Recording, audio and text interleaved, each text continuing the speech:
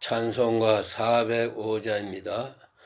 주의 친절함 발에 안기세 우리 마음이 편안하리니 항상 기쁘고 복이 되겠네. 영원하신 발에 안기세 주의 발에 크신 팔에 안기세 주의 팔에 영원하신 팔에 안기세 날이 갈수록 주의 사랑이 두루 광명하게 비치고 천성 가는 길 편히 가리니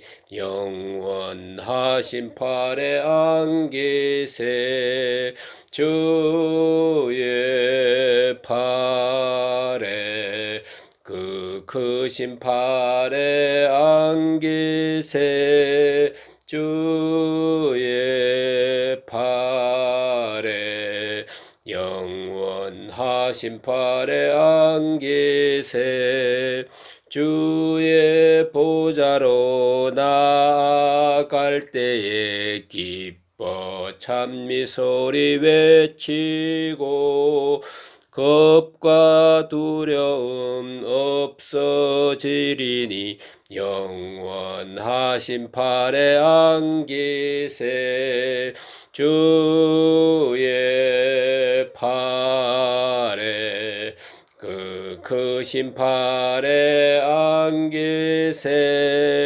주의 팔에 영원하신 팔에 안기세. 기도 드리겠습니다.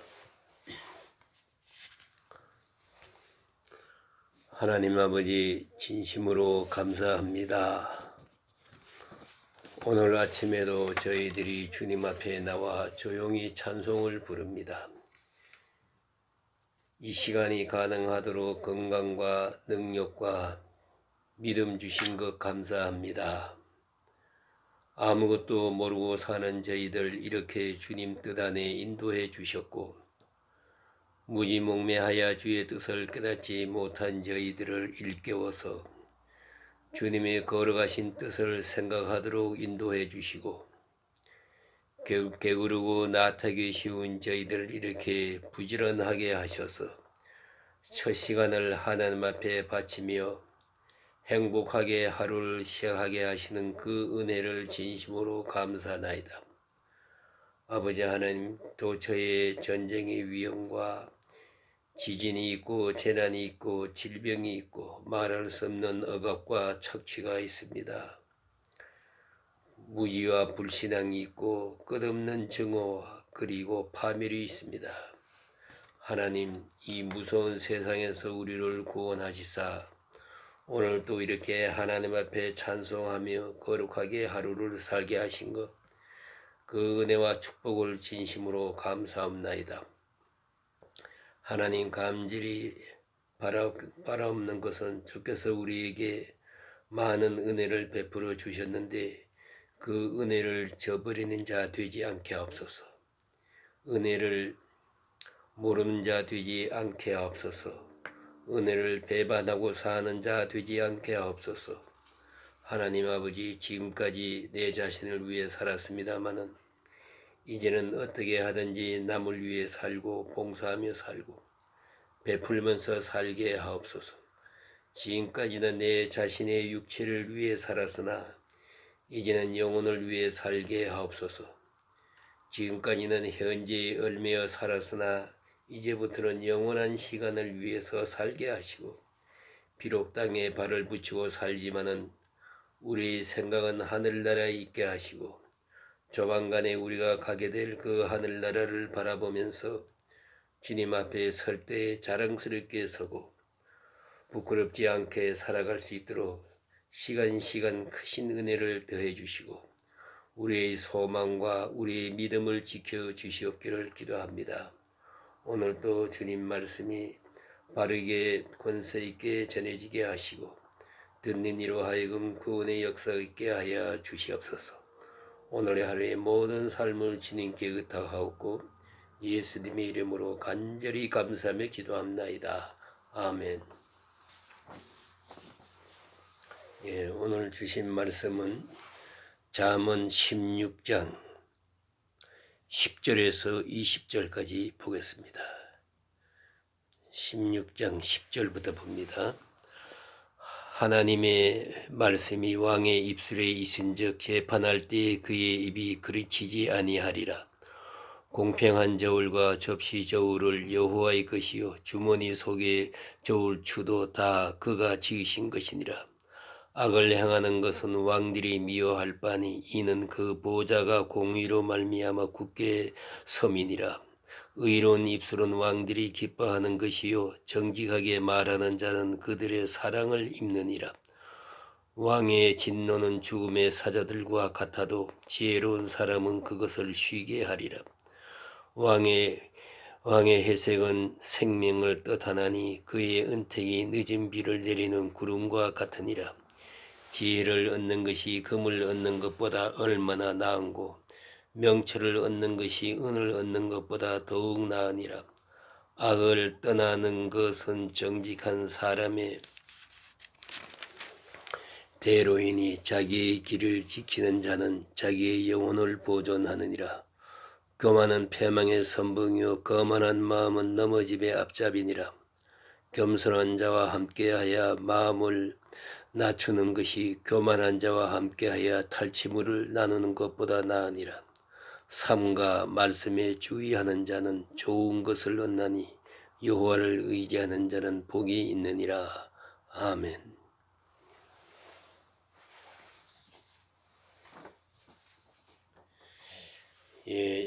오늘 여기 주신 말씀 9절 우리에게 대단히 귀한 말씀들을 주고 계십니다. 특별히 또는 본문에는 아주 왕과 백성 이런 관계에서 말씀하고 있습니다. 이건 어디까지나 정상적인 왕을 말하는 것입니다.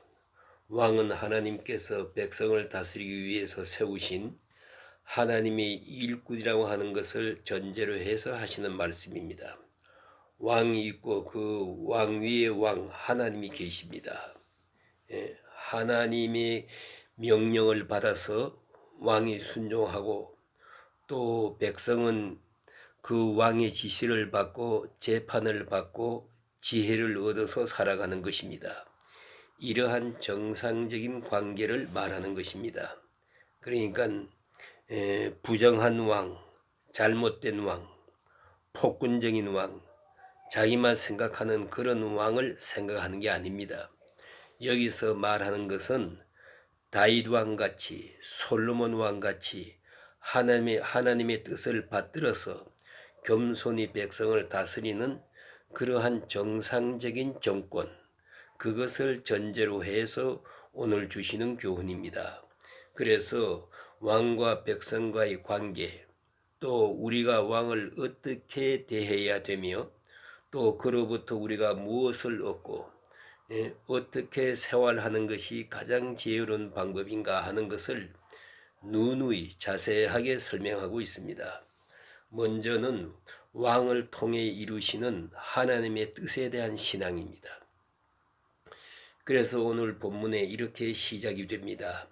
하나님의 말씀이 왕의 입술에 있은즉 그랬어요. 하나님의 말씀이 왕의 입술에 있다. 이 왕을 바로 솔로몬 왕이라고 생각해 보세요. 지금 솔로몬의 지혜를 말하고 있습니다. 이것이 바로 왕의 입술에 있는 하나님의 말씀입니다. 왕이 지금 지혜를 가르치고 있습니다. 백성들에게 가르치고 있습니다. 솔로몬 왕의 잠언입니다. 그런 거로 하나님의 말씀이 왕의 입술에 있다 하는 것입니다. 그렇다면 백성들은 왕의 말을 하나님의 말씀으로 받아들여야 할 것입니다. 그 믿음이 아주 중요합니다. 그래서 언제든지 우리는 생각해야 됩니다. 성경 말씀 안에 하나님의 말씀이 있고 설교 말씀을 통해서 하나님의 말씀이 전해지고 우리는 교회를 통해서 하나님 말씀을 듣습니다. 이러한 소위 신학적 용어를 하나 빌리면 이것을 카리스마적 관계라고 합니다. 이건 하나님이 우리에게 맞아주시고 하나님이 친히 역사해 주시는 그건 은총적 관계, 그 속에 살아가는 것이 바로 신앙생활입니다. 그래서 왕은 말합니다. 하나님의 말씀이 왕의 입술에 있다. 그런 거로 그의 교훈을 하나님의 말씀으로 잘 받아들여야 하고 또 그가 재판하는 것, 그것도 하나님이 재판해 주시는 것으로 그렇게 믿음으로 받아들여야 한다는 말입니다. 그래서 또 공평한 저울과 접시 저울은 여호와의 것이요 주머니 속의 저울 추도 다 그가 지으신 것이라. 아주 재밌는 말씀입니다. 주머니 속의 저울 추라는 것, 그건 뭐냐 하면은 옛날에는 저울이 지금같이 좋은 저울이 아니었기에 저울 추가 돌로 되어 있다 이 말입니다. 그 돌 몇 개 넣어서 그런 저울질하는 그런 추돌이 있는데 그 추돌 말입니다. 그것이 마음이 고약한 사람은 그것이 두 개가 있어요. 그게 앞에서 볼 때 하고 또 하나 있거든요. 감추어 놓은 거. 그 사람 안 볼 때 슬쩍하고 한 근 팔아서 더 무겁게 달아가지고 한 근을 판다고 하지만은 반 근을 줄 수 있는 거예요. 이렇게 불공평한 것이 있다 이 말입니다. 그래서 저울추는 이건 공정해야 되겠는데 주머니 속에 또 하나 있거든요. 그것도 하나님이 다 알고 계신다 그 말입니다. 그래서 하나님을 속이지 말아야 한다는 뜻입니다. 그러니까 주머니 속에 추돌 하나 더 가지고 슬쩍슬쩍 하는데 그건 모르고 있지 않다 그런 말씀이에요. 우리가 이렇게 사기치려고 드는 것은 이거는 큰 잘못이지요. 하나님이 다 보고 계십니다. 그게 어떻게 속일 수 있어요. 그러니까 여기서 하는 말입니다. 다 하나님이 아신 바다 하는 말씀이고요. 그 다음에 악을 행하는 것은 왕들이 미워할 바다. 상선벌악이지요. 왕은 바로 이것을 위해 있는 거예요. 선할 일 하는 사람 칭찬하고 악한 사람 하는 건 벌 주고 그게 왕에게 주어진 사법권이거든요. 이건 그 보좌가 공의로 말미암아 굳게 섬이니라. 왕의 보좌가 견고함도 공의에 있고 또 공의를 위해 보좌가 있는 것입니다. 여기서 공평함이 없으면 보좌도 무너지고 나라도 무너지는 것입니다. 그 다음에 보니까 왕과 백성과의 관계를 말하는 것입니다. 왕 앞에 백성이 어떻게 살아야 되겠는가? 왕이 뭘 좋아하는가를 보십시오. 의로운 입술은 왕이 기뻐하는 거예요. 정직하게 말하는 것은 그의 사랑을 입느니라. 정직과 사랑, 의로움과 정직, 의로움과 정직함. 왕 앞에 우리는 의롭게 나가야 됩니다. 왕은 언제나 의로움을 좋아합니다. 거짓된 거나 불의한 것은 벌하는 분이 아니겠습니까? 어떤 의미에서 의롭게 사는 사람, 왕을 무서워할 필요가 없습니다. 그런데 불의한 자는 왕을 두려워하게 돼 있습니다.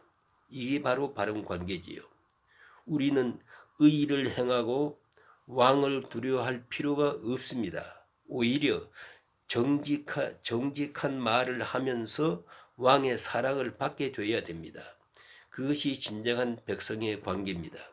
그래서 우리는 정직히 말하고 또 의롭게 사는 것이 왕과 바른 관계를 이루어가는 생활이라 하는 말이고요. 또 하나는 왕의 진노는 죽음의 사자들과 같아도 지혜로운 사람은 그것을 쉬게 하리라. 왕이 분노할 때는 마치 사자와 같아. 살육하는 사자와 같아. 왕이 불의를 향해서 호령할 때 예? 예, 그야 뭐 사자와 같이요. 그러나 여기 보니까 지혜로운 사람은 그걸 쉬게 하느니라. 그런 거로 왕 앞에 나갈 때는 지혜로워야 한다 하는 말이지요. 예, 지혜는 왕의 진노를 쉬게 한다. 대단히 중요한 말씀이에요. 언제든지 우리는 지혜롭게 대해야 됩니다. 진노를 진노로, 분을 분노로, 증오를 증오로 대해서는 안 됩니다. 왕의 진노에 이유가 있습니다. 그런 거로 우리는 아주 지혜롭게 대함으로써 그 분노를 쉬게 하는 그런 지혜를 가져야 한다 하는 말입니다. 예, 그렇게 되면은 그 결과는 이렇습니다. 너무 재미있는 말씀이 15절에 왕의 회색에 생명이 있나니 예? 백성이 정직하고 지혜롭고 의롭고 이렇게 되면은 왕이 기쁩니다. 왕의 얼굴에 회색이 있다. 그러면은 백성에게 생명이 있습니다. 왕의 얼굴에 기쁨이 있어야 돼요. 그래야 백성이 편안합니다. 왕이 분노하게 되면 백성은 살 길이 없어요. 예. 그러면 왕을 기쁘게 하는 길이 뭐냐? 의로움과 정직함이라는 것이지요. 그걸 잊지 말아야 합니다. 그래서 왕의 마음이 편안해야 됩니다. 그럴 때 백성들은 편안할 수 있는 것입니다. 왕이 백성을 불의를 보면서 진노하고 분노하게 되면은 전체가 다 잘못되는 것입니다. 그걸 우리가 깊이 생각해야 됩니다. 지도자의 총명이 흐려지지 않아야 됩니다. 그러려면은 그 얼굴에 희색이 있어야 됩니다. 얼굴에 기쁨이 있어야 됩니다. 그래서 우리는 가정으로서 말하면 부모님의 얼굴에 기쁨이 있어야 됩니다. 그래야 자녀들이 다 그 기쁨으로 누릴 수 있는 것이 아니겠습니까? 교회로 말하면 교육자의 마음에 희생이 있어야 돼요. 희생. 뭔가 괴롭고 어두움이 있고 근심이 있고 또 분노가 있고 그러면은 아무 일도 되는 일이 없습니다. 그러면 은혜가 없습니다. 교육자에게 은혜가 없으면 교인들에게 은혜를 끼칠 수가 없어요. 그것이 원리 아니겠습니까? 그래서 왕의 희색에 생명이 있나니 이 얼마나 좋아요. 왕을 기쁘게 해서 희색이 있어야 합니다. 그의 은택이 늦은 비를 내리는 구름과 같으니라. 예? 왕의 마음이 기쁘고 만족하게 되면 백성들에게 은총을 내리는데 이것이 마치 늦은 비와 같아. 예? 가물었다가 비가 오는 것처럼 그렇게 윤택함을 주게 되겠다. 이 얼마나 아름다운 관계입니까? 그런 거로 그 다음에 보니까 지혜를 얻는 것은 금을 얻는 것보다 낫다. 예? 우리는 혹 금을 잃어버려도 지혜를 얻었으면 절대 손해보는 것이 아닙니다. 또 여기 보니까 명철을 얻는 것이 은을 얻는 것보다 낫다. 예, 명철함이 아주 귀한 것입니다. 이 지혜라고 하는 말은 하나님의 말씀을 들어서 내가 간직하고 그래서 그 깨닫는 것이 그게 지혜고요.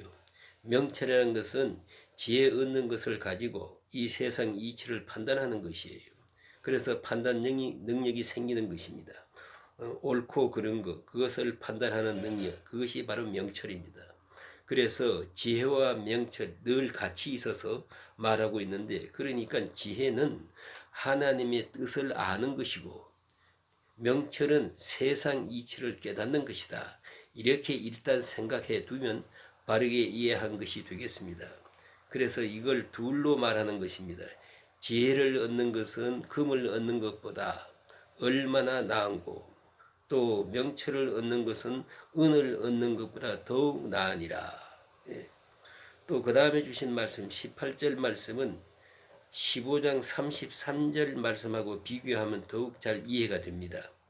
15장 33절에는 여호와를 경외하는 것은 지혜의 훈계라 겸손은 종기의 길잡이니라 하고 이렇게 되어 있습니다.